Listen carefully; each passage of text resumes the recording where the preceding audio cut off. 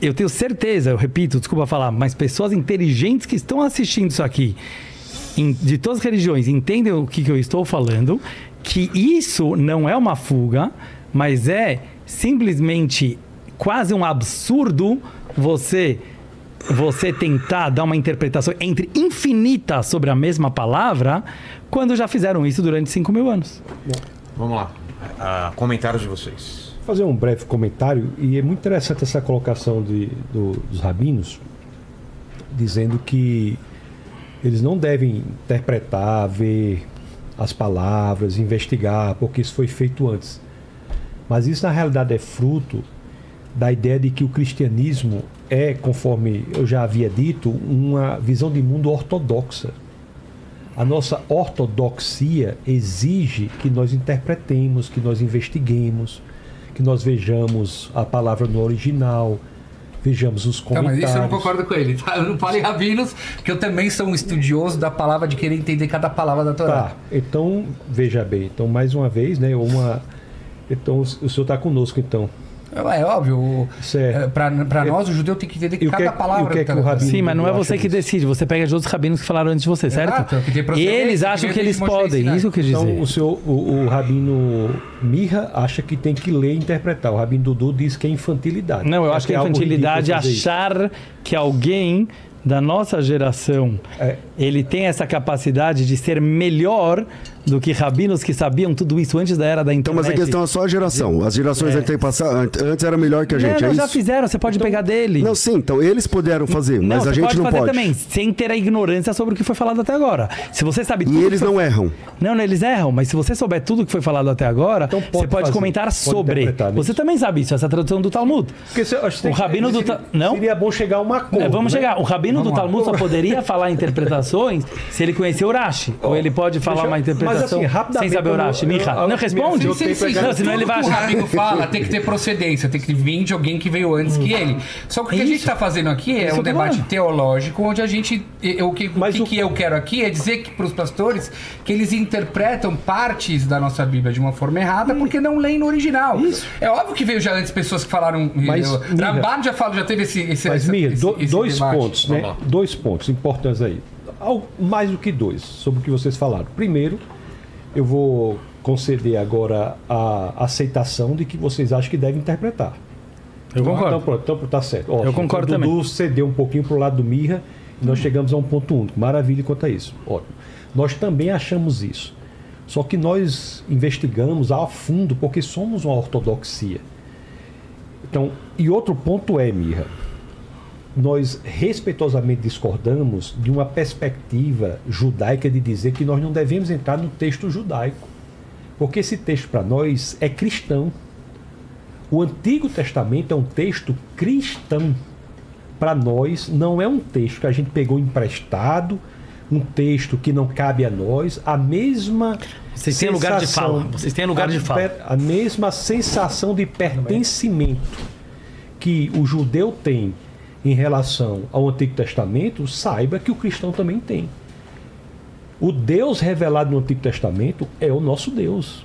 Então, eu acho que esse argumento de dizer que nós não podemos nos debruçar sobre o Antigo Testamento e comparando, inclusive, ao muçulmano, que é algo totalmente diferente, não, Mia, mas... Não saiu da minha boca isso. Não, mas você falou aquele negócio que estão os muçulmanos olhando o Novo Testamento. Os muçulmanos, eles estão pegando hoje o Novo Testamento e colocando Maomé lá dentro. Como você se sente em relação a isso? Eu sinto que é algo totalmente diferente do que nós estamos fazendo, porque o Corão e o Novo Testamento não são um livro só.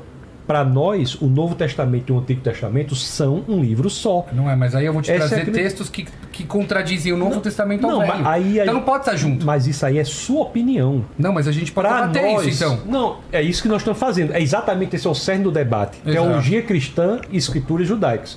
Agora, eu só estou dizendo que contra este seu argumento de que nós não podemos nos debruçar sobre o Antigo Testamento, comparando a algum muçulmano que está querendo coincidir o Corão com o Novo Testamento é uma discrepância enorme. Não, eu não disse que vocês não podem. Vocês podem o que vocês quiserem. Então tá. Eu disse o seguinte, fazem o que vocês quiserem. Eu disse o que vocês estão fazendo com Jesus no Velho Testamento. Alguns muçulmanos estão fazendo isso no Novo Testamento. Não. Mas sabe por quê?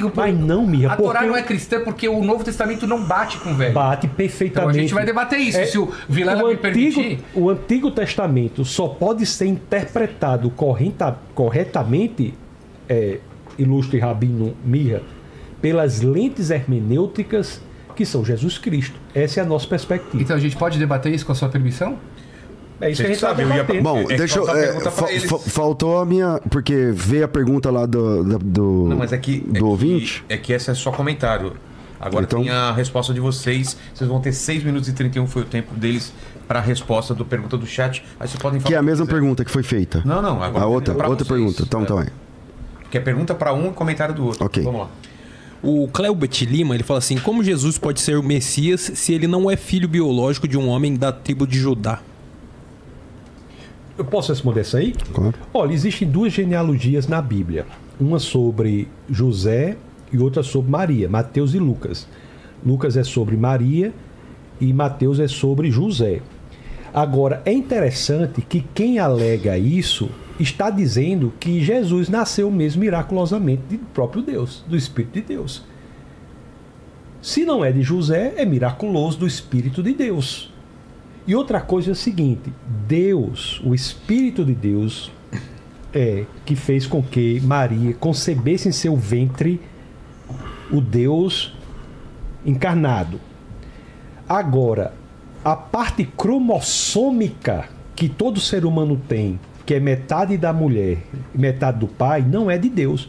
Se nós fizéssemos um exame genético em Jesus, miraculosamente haveria a parte cromossômica que é de José.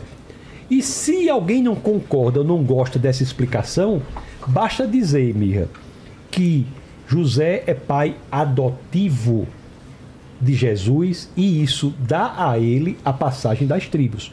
Maria é da tribo de Davi, é descendente de Davi, isso está na genealogia de Lucas. José é descendente de Davi, isso está na genealogia de Lucas. Quem não quiser a linhagem feminina, porque vai dizer que o ventre é judaico, mas as tribos passam pelo homem, pode ir para a seguinte situação. Primeiro tem que aceitar que a concepção foi miraculosa. E segundo, que a parte cromossômica que está ali em Jesus de Nazaré, certamente não é de Deus. É miraculosamente de quem? Do pai adotivo dele, que é José, e atende, portanto, a profecia feita na Torá. Só uma questão é que não há nenhum texto no Tanar dizendo que tem que ser um filho biológico. Isso não está escrito. Números 1, pode abrir, Números 1, versículo 20. Vocês vão nomear as suas famílias de acordo com seus pais.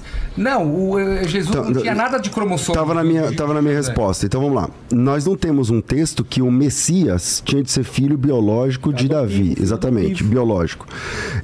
O José, ele comparece no 8º dia, lá para oferecer as pombinhas para a apresentação de Jesus.